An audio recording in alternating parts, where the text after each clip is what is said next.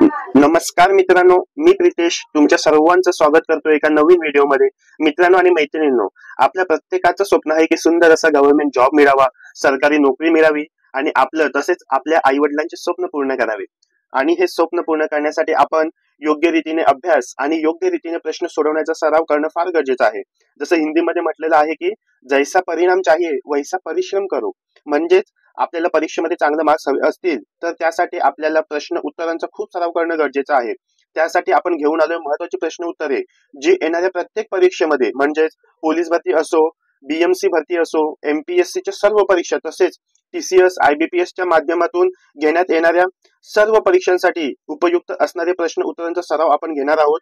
आणि मित्रांनो 100% गॅरंटी घेऊन सांगतोय की या सर्व परीक्षांमध्ये आपण केलेल्या सरावाचा, आपण सोडवलेल्या प्रश्न उत्तरांचा नक्कीच फायदा होणार आहे। चला तर आपण सुरुवात करूया महत्त्वाच्या प्रश्नांच्या महासरावाला। तर मित्रांनो, आपण सर्व प्रश्न उत्तरे चांगले लक्षात राहण्यासाठी जागोजागी आवश्यक ठिकाणी फोटोंचा सुद्धा उपयोग केलेला आहे, म्हणजेच आपल्याला ते लक्षात राहण्यासाठी फायद्याचं ठरेल। आणि हे प्रश्न जे आपण पुढे घेणार आहोत ते प्रश्न एमपीएससी च्या सर्व परीक्षा, राज्यसेवा असे संयुक्त पूर्व परीक्षा असो, पीएसआय एसटीए असो, तसेच सर्व जिल्ह्यांच्या पोलीस भरती असो, या सर्व परीक्षेमध्ये वारंवार विचारले गेलेले आहेत। तर आपल्याला खूप चांगला सराव करायचा आहे। चला आपण स्टार्ट करूया। फर्स्ट प्रश्न आहे आपला, नीती आयोगाचे अध्यक्ष कोण असतात? नीती आयोगाचे अध्यक्ष कोण असतात? राष्ट्रपती, उपराष्ट्रपती, पंतप्रधान, राज्यपाल। त्याचं करेक्ट उत्तर काय आहे? ऑप्शन सी, पंतप्रधान किंवा प्रधानमंत्री हे नीती आयोगाचे अध्यक्ष असतात। ओके, चला आपण याचे स्पष्टीकरण पाहूया। हे नीती आयोगाचा सिम्बॉल आहे। नीती आयोग, नीती आयोगाचा फुल फॉर्म काय आहे? National institution for transforming India. हे फुल फॉर्मची स्पेलिंग आपल्याला जशाच तशी लक्षात ठेवायची आहे, कारण एमपीएससी मध्ये सुद्धा जे कंबाईन जे पीएसआय एसटीएसओ या पोस्टसाठी होते त्या परीक्षेमध्ये ह्याच्या लॉंग फॉर्म वरती 2 ते 3 वेळा प्रश्न विचारला गेलेला आहे की नीती आयोगाचा फुल फॉर्म काय आहे? काय? National institution for transforming India असं आहे। ओके, चला आपण थोडं अजून माहिती घेऊया। याचा full form national institution for transforming India. NITI आयोगाची स्थापना कधी झाली? 1 जानेवारी 2015 ला आणि 15 ऑगस्ट 2014 ला प्रधानमंत्री मोदीजी यांनी घोषणा केलेली होती लाल किल्ल्यावरून, जेव्हा त्यांचे स्वातंत्र्य दिनी भाषण झालेले होते त्या दिवशी त्यांनी घोषणा केलेली होती आणि त्या घोषणेच्या पार्श्वभूमीवरती नीती आयोगाची स्थापना 1 जानेवारी 2015 ला केली। त्यानंतर नीती आयोगाचे अध्यक्ष हे प्रधानमंत्री असतात। ओके, आणि आता प्रधानमंत्री कोण आहेत? मोदीजी आहेत। मग नीती आयोगाचे अध्यक्ष कोण झाले? मोदीजी आहेत।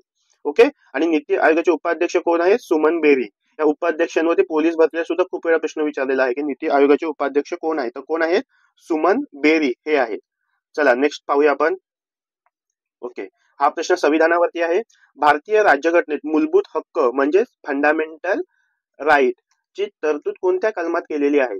काय? भारतीय राज्यघटनेत मूलभूत हक्कांची तरतूद कोणत्या कलमात केलेली आहे? कलम 5 ते 11, कलम 12 ते 35, कलम 36 ते 51 की कलम 1 ते 4? त्याचं करेक्ट उत्तर काय आहे? कलम 12 ते 35। काय? कलम 12 ते 35 या कलमांमध्ये मूलभूत हक्कांची तरतूद केलेली आहे। चला आपण याचे एक्सप्लेनेशन पाहूया, स्पष्टीकरण पाहूया। भाग 1 कलम 1 ते 4। कलम 1 ते 4 मध्ये काय आहे?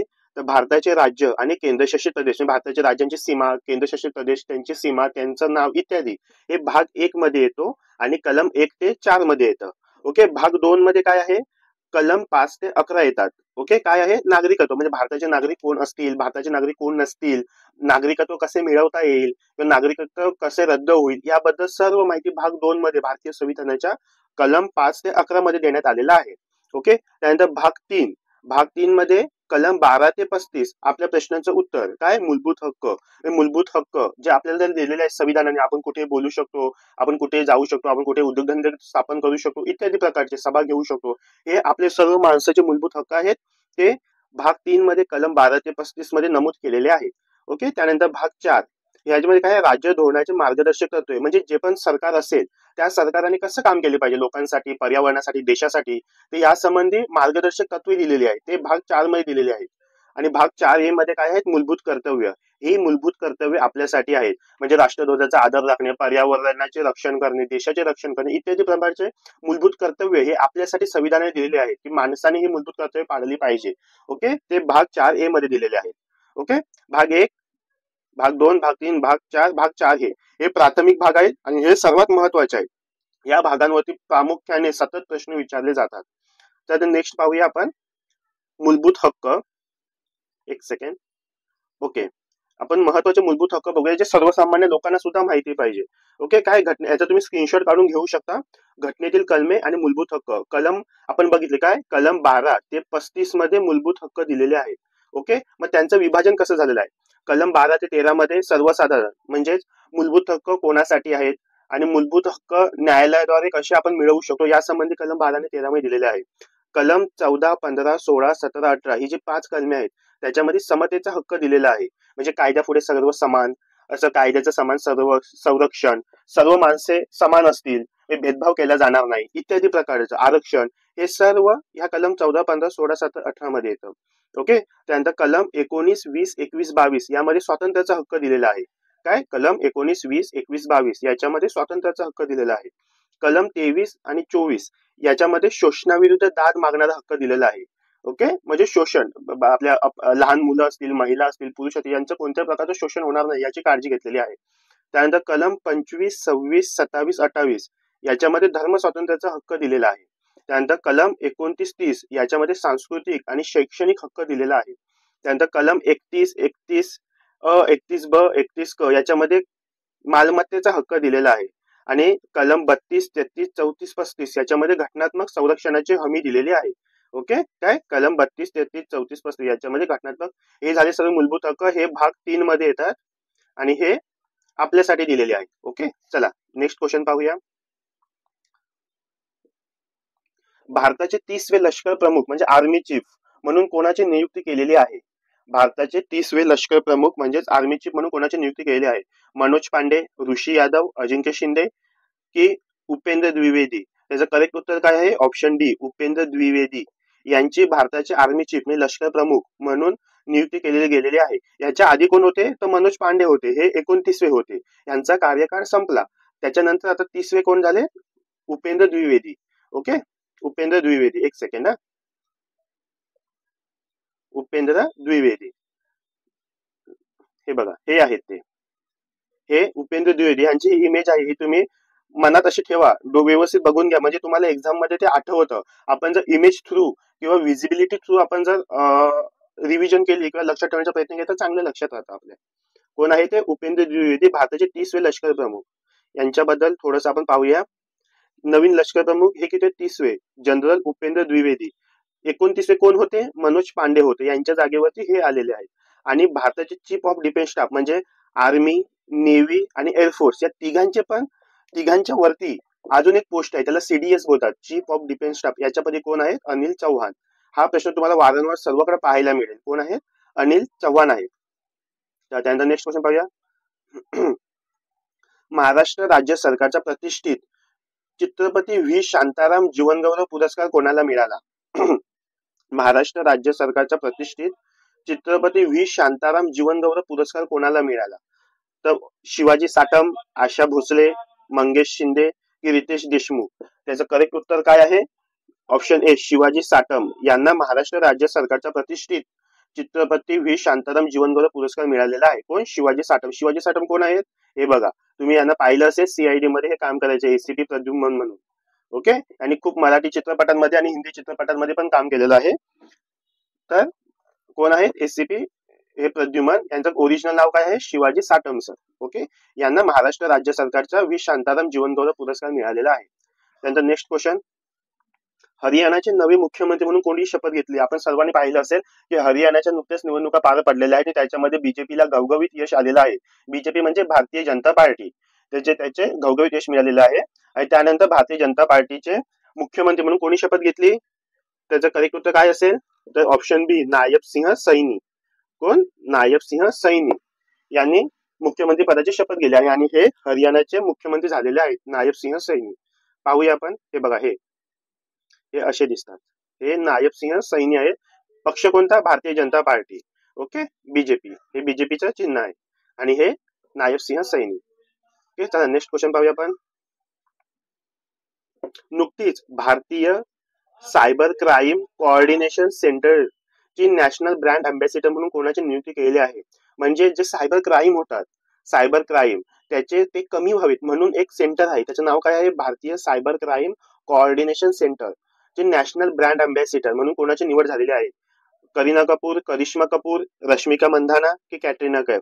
त्याचं करेक्ट उत्तर काय आहे लक्षात ठेवायचं आहे, ऑप्शन सी रश्मिका मंदाना. ही नॅशनल क्रश म्हणून ओळखली जाते. कोण, रश्मिका मंदाना. हिची भारतीय सायबर क्राईम कोऑर्डिनेशन सेंटरचे नॅशनल ब्रँड अँबॅसिडर म्हणून नियुक्ती झालेली आहे. हे बघा, रश्मिका मंदाना. ओके, चला नेक्स्ट क्वेश्चन पाहूया आपण. 98वा सर्वात महत्वाचा प्रश्न, 98वा अखिल भारतीय मराठी साहित्य संमेलन, अखिल भारतीय मराठी साहित्य संमेलनाच्या अध्यक्षपदी कोणाची नियुक्ती करण्यात आलेली आहे. इथे 98वे आशा भोसले, तेजस्विनी शिर्के, तारा भवाडकर की वसुंधरा जाधव. त्याचं करेक्ट उत्तर काय आहे, ऑप्शन सी कोण, तारा भवाडकर. यांची सर्वांनी नाव लक्षात ठेवायचं आहे, तारा तारा म्हणजे असं स्टार लक्षात ठेवायचं. 98व्या अखिल भारतीय मराठी साहित्य संमेलनाच्या अध्यक्षपदी तारा भवाडकर यांची नियुक्ती करण्यात आलेली आहे. ओके, ह्या बघा, ह्या तारा भवाडकर आहे, काय, डॉक्टर तारा भवाडकर. आणि हे संमेलन कुठे आहे, दिल्ली येथे. ओके, 98वे अखिल भारतीय मराठी साहित्य संमेलन दिल्ली येथे भरले आणि त्याचे अध्यक्ष कोण, डॉक्टर तारा भवाडकर या आहेत त्या. ओके, इमेज सर्वांनी लक्षात ठेवायची आहे. नेक्स्ट क्वेश्चन पाहूया आपण. देशातील पहिले संविधान भवन महाराष्ट्रातील कोणत्या ठिकाणी स्थापन होणार आहे. ओके, देशातील पहिले संविधान भवन, संविधान भवन नागपूर, नाशिक, दादर की पिंपरी चिंचवड. याचं करेक्ट उत्तर काय आहे, ऑप्शन डी पिंपरी चिंचवड. देशातील पहिले संविधान भवन महाराष्ट्रातील पिंपरी चिंचवड येथे स्थापन होणार आहे. ओके, पिंपरी चिंचवड, पिंपरी चिंचवड. ओके, हे असं असेल, त्याचे हे असं असेल. तर नेक्स्ट क्वेश्चन पाहूया आपण. हा मनोरंजन फील्डचा प्रश्न आहे, पण पोलीस भरती सारख्या किंवा सदर सेवेसारख्या ठिकाणी असा प्रश्न विचारतात शक्यतो. बिग बॉस मराठी सीझन 5 चा विजेता कोण ठरलेला आहे. जे आता सुप्रसिद्ध जे काही शो चालला होता बिग बॉस मराठी सीझन 5 चा विजेता कोण ठरला आहे. अभिजित सावंत, वर्षा उजगावकर, सूरज चव्हाण की निक्की तांबोळी. त्या निक्की. त्याचं करेक्ट उत्तर काय आहे, सूरज चव्हाण हा बिग बॉस मराठी सीझन 5 चा विजेता ठरलेला आहे. तुम्ही पाहू शकता, हे बघा, हा सूरज चव्हाण. ओके, विजेता सूरज चव्हाण, उपविजेता अभिजित सावंत. चला नेक्स्ट क्वेश्चन पाहूया आपण. बंजारा समाजाचे श्रद्धास्थान असलेले वाशिम जिल्ह्यातील पोहरादेवी येथे बंजारा विरासत नंगारा म्युझियमचे लोकार्पण कोणाच्या हस्ते करण्यात आले. आता सर्वांना महत्वाचा प्रश्न आहे, पोहरादेवी हे जे बंजारा समाजाचे श्रद्धास्थान आहे ते कोणत्या जिल्ह्यात आहे. सर्वप्रथम हे माहिती पाहिजे, ते कुठे, वाशिम जिल्ह्यामध्ये आहे. ओके, वाशिम जिल्ह्यामध्ये. तर बंजारा विरासत नंगारा म्युझियम इथे स्थापन करण्यात आले आणि ह्याचे उद्घाटन जयदीप धनखड, नरेंद्र मोदीजी, योगी आदित्यनाथ की अमित शाह. त्याचं काही उत्तर काय आहे, नरेंद्र मोदी यांच्या हस्ते करण्यात, देशाचे प्रधानमंत्री नरेंद्र मोदीजी यांच्या हस्ते हे उद्घाटन करण्यात आले. ओके, तुम्ही त्याची आकृती पाहू शकता किंवा त्याची इमेज पाहू शकता. हे असं आहे, वाशिम जिल्ह्यामध्ये आहे. ओके, पोहरादेवी बंजारा समाजाचे. ओके, हे असे आहे, वाशिम जिल्ह्यामध्ये. उद्घाटन कोणी केले, नरेंद्र मोदी यांनी. चला नेक्स्ट क्वेश्चन पाहूया आपण. हा स्पोर्ट्स संबंधी प्रश्न आहे. इराणी कप कोणत्या संघाने जिंकला. सर्वप्रथम आपल्याला हे माहिती पाहिजे, ही स्पर्धा कोणत्या क्षेत्राशी निगडीत आहे, तर क्रिकेट. कोणत्या स्पोर्ट्सशी निगडीत आहे, क्रिकेट. क्रिकेट. ओके, क्रिकेट, क्रिकेटशी संबंधित आहे क्रिकेट. तर इराणी कप 2024 कोणत्या संघाने जिंकला. चेन्नई, गोवा, लखनौ की मुंबई. त्याचं काही उत्तर काय आहे, मुंबई. इराणी कप 2024 ही मालिका मुंबई या संघाने जिंकलेली आहे. हे पाहू शकता. ही स्पर्धा क्रिकेट या खेळाशी संबंधित आहे. 27 वर्षानंतर मुंबईने ही स्पर्धा जिंकली. किती, 27 वर्षानंतर. उत्तर मुंबई. तुम्ही पाहू शकता, अजिंक्य शिंदे मुंबईचा कॅप्टन होता आणि याने ही आपली ट्रॉफी स्वीकारलेली आहे जिंकल्याबद्दल. ओके, चला नेक्स्ट क्वेश्चन पाहूया आपण. भारतातील पहिले कार्बन मुक्त राज्य कोणते. भारतातील पहिले कार्बन मुक्त राज्य सिक्कीम, महाराष्ट्र, गोवा की हिमाचल प्रदेश. त्याचं करेक्ट उत्तर काय आहे, हिमाचल प्रदेश. ओके, भारतातील पहिले कार्बन मुक्त राज्य सर्वांनी लक्षात ठेवायचं आहे, काय, हिमाचल प्रदेश. तुम्ही बघू शकता, हे बघा, हिमाचल प्रदेशची ही शहराची ही आहेत आकृती किंवा फोटो आहेत. तुम्हाला लक्षात ठेवण्यासाठी, म्हणजे व्हिज्युअलाइज करून ठेवा, म्हणजे एक्झाम मध्ये आठवतं ते. तर नेक्स्ट क्वेश्चन पाहूया आपण. भारतातील पहिली इलेक्ट्रिक धूर न सोडणारी बस कुठे सुरू करण्यात आली. बँगलोर, मुंबई, दिल्ली की विशाखापट्टणम. त्याचं करेक्ट उत्तर काय आहे, ऑप्शन ए बँगलोर. बँगलोर या ठिकाणी भारतातील पहिले इलेक्ट्रिक धूर न सोडणारी बस सुरू करण्यात आली. ओके, ती बस कशी दिसते त्याचा फोटो आहे आपल्याकडे, बघा. या बसची इमेज सर्वांनी लक्षात ठेवायची आहे. ही अशीच बसायची, हीच बस आहे ती बँगलोर, यातून धूर बाहेर जात नाही. ओके, आणि ही इलेक्ट्रिक बस आहे. ओके, आणि ही आपल्या पर्यावरणासाठी खूप चांगली आहे. तर नेक्स्ट क्वेश्चन पाहूया आपण. भारतातील पहिले नोटा नकाराधिकार स्थानिक स्वराज्य संस्थांच्या निवडणुकीत उपलब्ध करून देणारे राज्य कोणते? म्हणजे जे निवडणुका होतात स्थानिक स्वराज्य संस्थांच्या, म्हणजे ग्रामपंचायत, पंचायत समिती, जिल्हा परिषद, ह्या ज्या निवडणुका होत्या त्या निवडणुकीत नोटा अधिकार नव्हता पहिला. मग ते नोटा, नोटा म्हणजे नन ऑफ द अबाव. काय नोटा म्हणजे नन ऑफ द अबाव, म्हणजे वरीलपैकी कोणालाच मत नाही, तर नोटा अधिकार हे स्थानिक निवडणुकीमध्ये ग्रामपंचायतीच्या निवडणुकी असतील या निवडणुकीमध्ये उपलब्ध करून देणारे राज्य कोणते? गुजरात, राजस्थान, महाराष्ट्र की गोवा? याचं करेक्ट उत्तर काय आहे? ऑप्शन सी आपलं महाराष्ट्र. ओके, हे बघा, हे ऑप्शन नोटा इथे शेवटला असं, म्हणजे none of the above. Okay, election commission ही ईव्हीएम मशीन आहे. ओके, तर याचं उत्तर आहे महाराष्ट्र. तर नेक्स्ट क्वेश्चन पाहूया आपण. भारतातील पहिले तंबाखूमुक्त गाव कोणत्या राज्यात आहे? भारतातील पहिले तंबाखूमुक्त गाव कोणत्या राज्यात आहे? गुजरात, मध्य प्रदेश, सिक्कीम की नागालँड? त्याचं करेक्ट उत्तर काय आहे? Option D Nagaland. Nagaland. Okay, तर कोणतं गाव आहे ते आपण पाहूया. कोणते? हे गाव सर्वांनी लक्षात ठेवायचं आहे. सदरहू. सदरहू हे गाव नागालँड मध्ये आहे. तुम्ही नागालँड मध्ये भारताच्या नकाशामध्ये नागालँड पाहू शकता. हे बघा, हे इथं नागालँड आहे. ओके, उत्तर, दक्षिण, हा इकडे पूर्व आणि हा पश्चिम, इकडे पूर्व दिशेला आहे. ओके, नागालँड. चला नेक्स्ट क्वेश्चन पाहूया आपण.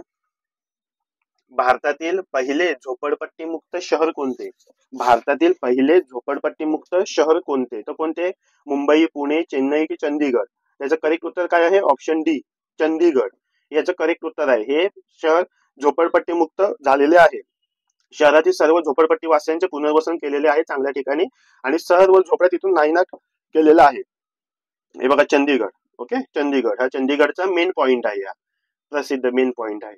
ओके, त्यानंतर मित्रांनो आपले आजचे प्रश्न संपलेले आहेत. तर हे सर्वात महत्वाचे प्रश्न होते आणि हे रेग्युलर परीक्षेमध्ये विचारले जातात.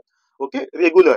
तर आपल्याला व्यवस्थित याची तयारी करावी लागणारी आहे आणि हे प्रश्न व्यवस्थित नोट डाऊन करून ठेवायचे आहेत. आणि मित्रांनो व्हिडिओ आवडले असेल तर व्हिडिओला लाईक करा आणि आपल्या चॅनलला सबस्क्राईब करा, आणि जिथे जे बेल आयकॉन आहे, जी बेल आयकॉन आहे ती बेल आयकॉन नक्की क्लिक करा, म्हणजे येणारी प्रत्येक व्हिडिओ ही तुमच्यापर्यंत लवकरात लवकर पोहोचेल. आणि मी हे जे प्रश्न बघितले हेच प्रश्न आपल्याला प्रत्येक एक्झाम मध्ये पाहायला मिळतील. ओके, म्हणून त्याचा योग्य तो सराव करायचा आहे. थँक्यू.